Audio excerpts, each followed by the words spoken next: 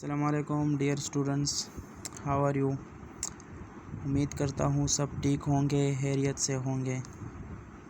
आज हम स्टार्ट कर रहे हैं ऑनलाइन क्लासेस, क्योंकि हालात ऐसे हैं कि आप लोग स्कूल नहीं आ सकते, तो हम ऑनलाइन यूट्यूब पे आप लोगों के लिए क्लास अपलोड करेंगे, वो आप लोग देखेंगे।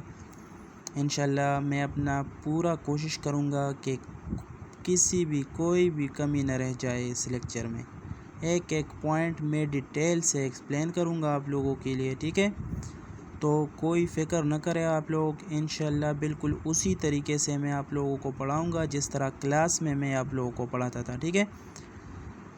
टॉपिक जो मैंने लिया है वो है 5 किंगडम सिस्टम ऑफ क्लासिफिकेशन।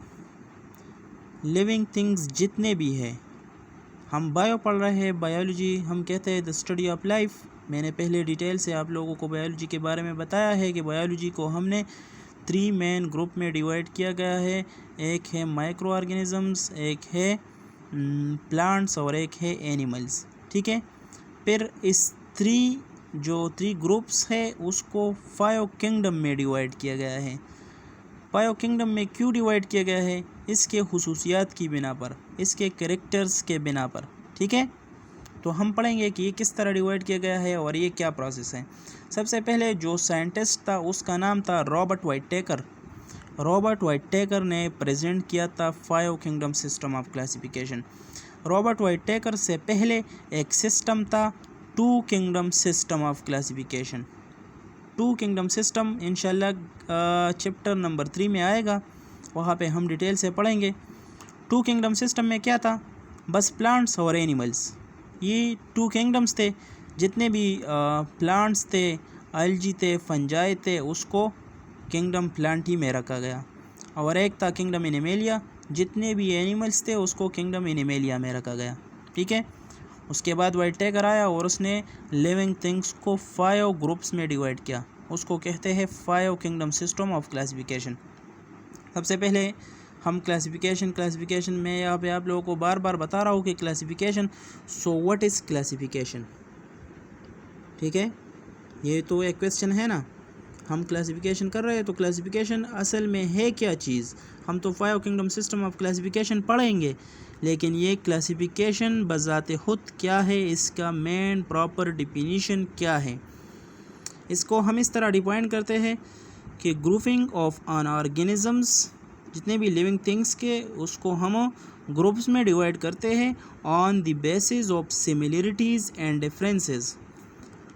जितने भी लिविंग थिंग्स है उसको हम ग्रुप में तकसीम करते हैं, उसकी ग्रुपिंग करते हैं। ये हम क्यों करते हैं? सिमिलरिटीज़ और डिफरेंसेस के बुनियाद पे, कि इसमें कौन सी चीज़ें सिमिलर है, कौन सी चीज़ें डिफरेंट है। अगर सिमिलर और डिफरेंट को हम एक ग्रुप में रखेंगे फिर उसका स्टडी करना हमारे लिए मुश्किल होगा। एक को हम स्टडी करेंगे उसमें डिफरेंट हमें कैरेक्टर्स मिलेंगे, दूसरे को हम स्टडी करेंगे डिफरेंट कैरेक्टर्स मिलेंगे, ठीक है। इसी तरह उसकी पहचान में भी हमें मुश्किलात आएंगे। तो हम क्लासिफिकेशन क्यों करते हैं? ताकि हमें स्टडी करने में आसानी हो और हमें उसकी आइडेंटिफिकेशन, उसकी पहचान में आसानी हो। अगर कोई पूछे कि क्लासिफिकेशन हम क्यों करते हैं, तो जवाब क्या होगा? आइडेंटिफिकेशन, किसी भी ऑर्गेनिज़म की पहचान में और उसको स्टडी करने में। मैं एक जनरल एग्जांपल देता हूँ आप लोगों को डेली लाइफ से। फॉर एग्ज़ाम्पल 5 ब्रदर्स हैं और 5 के नाम सेम हो, ठीक है। फॉर एग्ज़ाम्पल अली अली अली अली, 5 भाई से और सब के नाम अली अली। अगर कोई पूछे कि अली को बुलाए, तो फिर कौन सा अली? जहन में ये तो आएगा ना, अली तो 5 है, अली 5 के कैरेक्टर्स, उसके खुसूसियात डिफरेंट होंगे, उसके बिहेवियर्स डिफरेंट होंगे। आप लोगों के जहन में फिर आएगा कि ये कौन से अली के बारे में बात कर रहा है। अगर 5 है, 5 के नाम डिफरेंट है। अगर कोई पूछे अली को बुलाए, अहमद को बुलाए, उज़ैद को बुलाए, ठीक है, तो आप लोगों की जहन में डायरेक्ट आ जाता है कि अली के कौन से कैरेक्टर्स है, उसके बिहेवियर किस तरह है, अहमद के किस तरह बिहेवियर है। तो इसी तरह आप लोगों को समझने में आसानी। यहाँ पे वही मैंने आप लोगों को समझाना था कि क्लासिफिकेशन हम इसलिए करते हैं ताकि हमें पहचान में आसानी हो, ठीक है। मैंने बताया कि on the basis of similarities and differences, یہ سملرٹیز اور ڈفرینسز میں ہم یہ پوائنٹس جتنے بھی 5 کنگڈمس ہے اس میں یہ جو پوائنٹس آپ لوگوں کو نظر آ رہے ہیں یہ ہم ڈیٹیل سے پڑھیں گے، ایک ایک کنگڈم میں یہ ہم پڑھیں گے۔ سب سے پہلے یہ پوائنٹس آپ لوگ سمجھیں، کیونکہ جتنے بھی 5 کنگڈمس ہیں اس میں یہ آئیں گے۔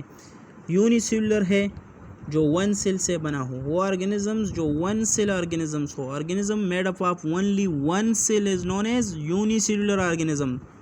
آگے ہم پڑھیں گے یونی سیلولر آرگینزم کون کون سے ہیں 5 کنگڈم میں آئیں گے۔ Multicellular organisms, multi man many cells organisms, وہ آرگینزمز جو بہت زیادہ سیل سے بنے ہو، organisms made up of many cells is known as multicellular organisms. ٹھیک ہے، یہ 2 پوائنٹس ہم پڑھیں گے، ایک ایک کنگڈم میں ہم پڑھیں گے کہ آیا ایک آرگینزم یونی ہے یا ایک آرگینزم ملٹی سیلولر ہے۔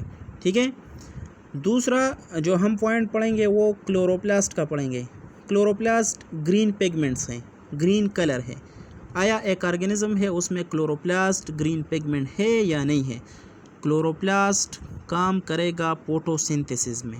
ٹھیک ہے، پلانٹس میں کلوروپلاسٹ ہوتا ہے، وہ فوٹوسنتھسس کرتا ہے، اپنے لیے خوراک تیار کرتے ہیں، وہ کلوروپلاسٹ کے ذریعے کرتا ہے۔ اگر کلوروپلاسٹ ہے تو وہ کیا ہے، آٹوٹراپک ہے۔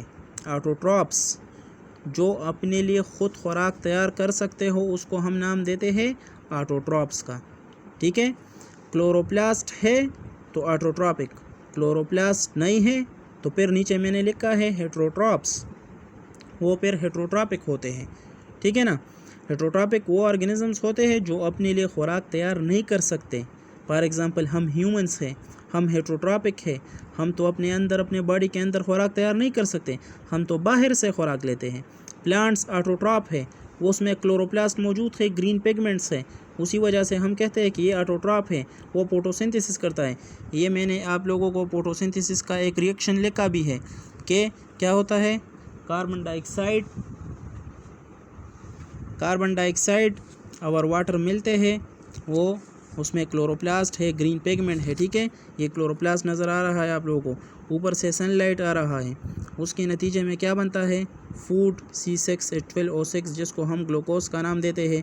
یہ plants as a food use کرتے ہیں اور oxygen as a by product بناتا ہے، یہ آکسیجن ہم حاصل کرتے ہیں پلانٹ سے، پھر یہ ہمیں دیتا ہے۔ ٹھیک ہے، تو جس میں کلوروپلاسٹ ہوگا وہ اپنے لیے خوراک تیار کرے گا اور اس کو ہم کہیں گے آٹوٹراپس۔ جس میں کلوروپلاسٹ نہیں ہے وہ خوراک تیار نہیں کر سکتا، اس کو ہم نام دیتے ہیں ہیٹروٹراپس کا۔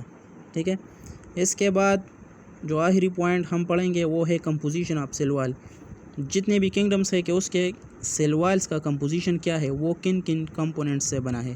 تو انشاءاللہ کل سے ہم پہلا کنگڈم منیرا پڑھیں گے، اس میں ہم ڈیٹیل سے اور بھی یہ بتائیں گے۔ تھینکس۔